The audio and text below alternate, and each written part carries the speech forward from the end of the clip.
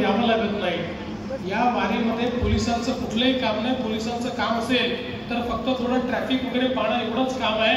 बाकी जी स्वयंशिस्त या वारीमध्ये पाहायला मिळते, मला असं वाटतं की जे वारी करतात त्यांच्या जीवनामध्ये एक वेगळा आनंदही निर्माण होतो, त्यांच्या जीवनाला एक शिस्तही लाभते आणि त्यांना कितीही दुःखाचे प्रसंग आले, शेवटी आपल्याला गीतेमध्ये श्रीकृष्णाने सांगितलेलं आहे की दुःख हे येणारच आहे, पण त्या दुःखाने किती दुःखी व्हायचं आहे आपल्याला ठरवायचं आहे। अशा प्रकारचा जो विचार आपल्याला श्रीकृष्णाने दिलेला आहे तो खऱ्या अर्थाने या वारीच्या माध्यमातून आपण रुजवण्याचा प्रयत्न करतो। आणि माऊलींनी तर ही भगवद्गीता आपल्यापर्यंत पहिल्यांदा मराठीत पोहोचवण्याचं काम केलं। म्हणजे आपल्याला माहिती आहे की मराठीला अभिजात भाषेचा दर्जा मिळाला।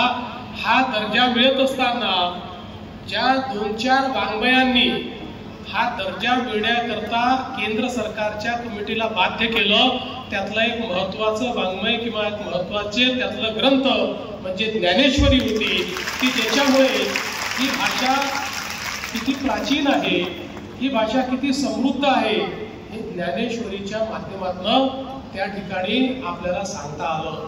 आणि मला असं वाटतं की आज हा सगळा जो ज्ञानाचा खजिना आहे, भगवद्गीता आहे, ज्ञानेश्वरी आहे, यावरची टीका आहे, या सगळ्या गोष्टी आपण जर बघितल्या